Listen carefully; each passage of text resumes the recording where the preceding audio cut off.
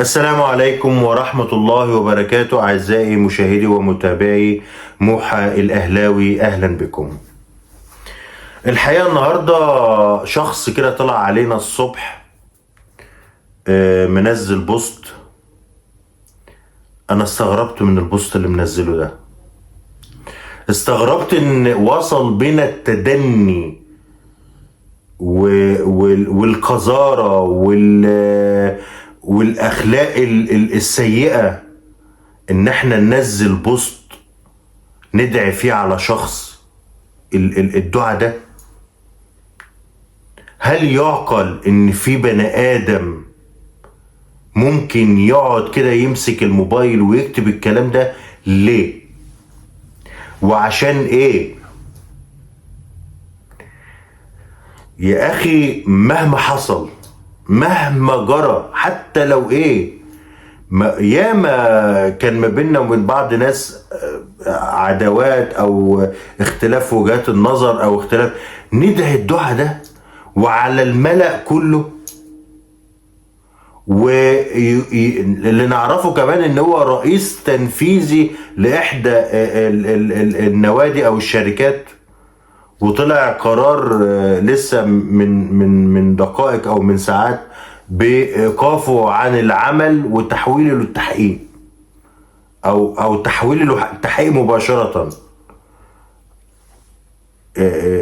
حولوا الشخص ده لان الشركه او النادي، مش متذكر يا شركه يا نادي، بيكن، وقالوا كده بيكن كل الاحترام والتقدير للكابتن محمود الخطيب ومؤسسه النادي الاهلي. لا يقبلوا تماما بهذا الخروج عن النص وهذا التدني في الاراء وفي الحوار. الشخص ده انا لقيت النهارده الصبح سكرين من حد، فلقيت مكتوب دكتور كذا، انا مش هذكر اسمه يعني لان هو نكره اصلا. فدخلت على صفحته عشان اتاكد، لان قلت ممكن يكون معمول فيك، فوتوشوب اتعمل وتغير الاسم او تغير الحوار او كده، واتعمل علشان حد ينزله ويجيب ريتش يعني. فوجئت لقيت فعلا، وعرفت كمان ان هو كان ماسك منصب في الاتحاد الكرة الطايرة. يعني ايه ده؟ يعني ازاي؟ انت ايه اللي انت بتعمله ده؟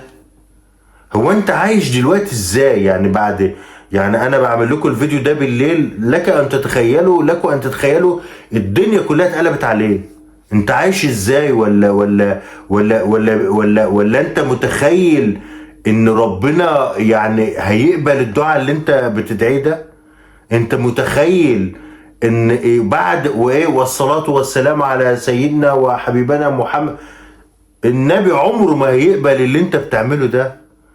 انت مختل عقليا يا ابني، انت عبيط علشان تعمل كل ده. عشان ايه؟ عشان لعيب انتقل من نادي لنادي؟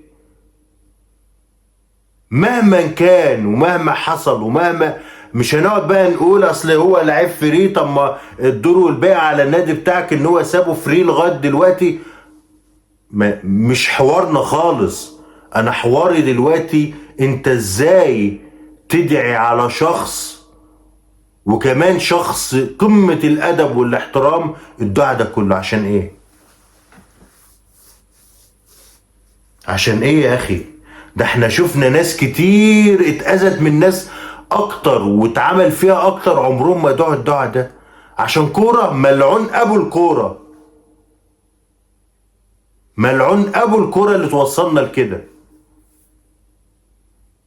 حسبي الله ونعم الوكيل فيك، ولك بالمثل انا ذات نفسي دخلت علقت له عنده على البوست، قلت له ولك بالمثل ولك بالمثل ولك بالمثل، كررتها 3 مرات. لا حول ولا قوة الا بالله العلي العظيم. بجد احنا وصلنا لتدني في الفكر غير طبيعي. وبعدها زوجة المحترم كابتن محمود الخطيب، الإنسانة المحترمة، طلعت برضو قالت له ولك بالمثل. يا أخي يا أخي يا أخي، حرام اللي أنت بتعمله ده يا أخي. ودخلت بقى لقيت بوستات تانية قذرة ده انت عايش بقى هو ده الحرية. طب انا اعمل اللي انا عايزه على صفحتي، بس مش بالشكل ده، مش بالاسلوب ده، مش بالطريقة دي. اكتب اللي انت عايزه، ده انت حر صفحتك، لكن تتكلم بالشكل ده على حد ايا كان، حتى لو طفل، حتى لو راجل غلبان، حتى اي بني ادم، مش من حقك ان انت تتكلم مش من حقك ان انت تستخدم وسيلة الفيسبوك بالشكل ده. واحد تاني النهاردة، انا مش عارف في ايه بصراحة، والله ما انا عارف في ايه، اسمه معتز الشامي. ده شغال صحفي في شركة او جريدة في الامارات. في لعيب اسمه موبينزا، ده لعيب كان الزمالك اشتراه وما جاش، يعني وفسخ التعاقد حاجه زي كده. يعني الزمالك اشتكاه وتقريبا اتحكم له بمبلغ 2 مليون دولار، 2 مليون ونص، حاجه زي كده يعني. اتحكم للزمالك. اللعيب تقريبا كان في الدور ال 11، مش عارف بقى، في الصين، هو بيلعب في الصين. ف رمى نفسه بقى، وقع بالغصب، ما تعرفش ايه اللي حصل، وقع وتوفاه الله، الله يرحمه يعني. يقوم الاخ معتز الشامي يقوم كاتب عنده برضو على الفيس: والهارب من الزمالك يسقط من الدور ال 11. ماشي. انتحار ام قتل؟ ماشي. وعمل علامة استفهام، وبعد كده قام كتب ايه بقى: وهل سيسقط هاربين غيره؟ وعمل علامة تعجب. طبعا لما الناس دخلت بقى علقت واتكلمت وهجمته وكده، فقام ايه، شال الجزء الاخير اللي هو وهل يسقط هاربين غيره، لان كل الكلام اللي كتبه ده التاني ده عادي، مفيش فيه حاجه، هو بيسأل هو اتقتل ولا انتحار، لكن وهل سيسقط هاربين غيره، فقام دخل شال الجزء ده. طبعا بعد ما الناس اخذت سكرين وتداول على التواصل الاجتماعي. طبعا هو بيقصد بالموضوع ده زيزو وامام عاشور. ايه يا عم؟ في ايه يا جماعه؟ هو في ايه؟ هو يعني هو احنا يعني برضو قبل كده اللي يقول لك انا بيع كليتي علشان زيزو، واللي يقول لك انا مش عارف ابيع حمار ولا بغل ولا اعمل لك ايه في ايه؟ في ايه يا جماعه؟ هي الرياضه بقت كده ليه؟ هي الرياضة بقت كده ليه؟ هو انتوا بتستغلوا واللي كان قبل كده في الكعبة ودعا ايه؟ ده انت بقى واقف قدام بيت ربنا، ادعي بالخير لنفسك، بالخير لولادك، بالخير للجميع، لكن بتدعي؟ هو انت جالك قلب ان انت تقف تدعي على بني ادم وانت واقف قدام بيت ربنا؟ ده في ظهره على طول بيت ربنا. ايه اللي احنا وصلنا له ده؟ كل ده عشان الكورة والرياضة؟ لا حول ولا قوة إلا بالله العلي العظيم. ربنا يهدي بجد، ربنا يهدي، وربنا على كل ظالم وعلى كل مفتري.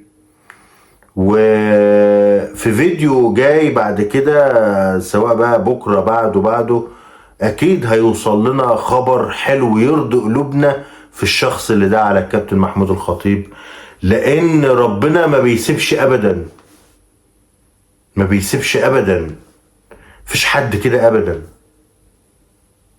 وبدايتها اهو، وارد جدا ان هو يترفد من شغله، لان هو مدير تنفيذي. مدير تنفيذي يعني برستيج، المفروض دي صفحتك بقى تبقى يعني حاجة كده راقية محترمة، ما تغلطش في حد، ما تسقش لحد، لكن تغلط بالشكل ده وفي واحد شخص محترم ما سمعناش عنه كلمة غلط او لفظ غلط، وبيرقص نادي من اكبر النوادي في افريقيا، بل هو اكبر نادي في افريقيا وفي الشرق الاوسط.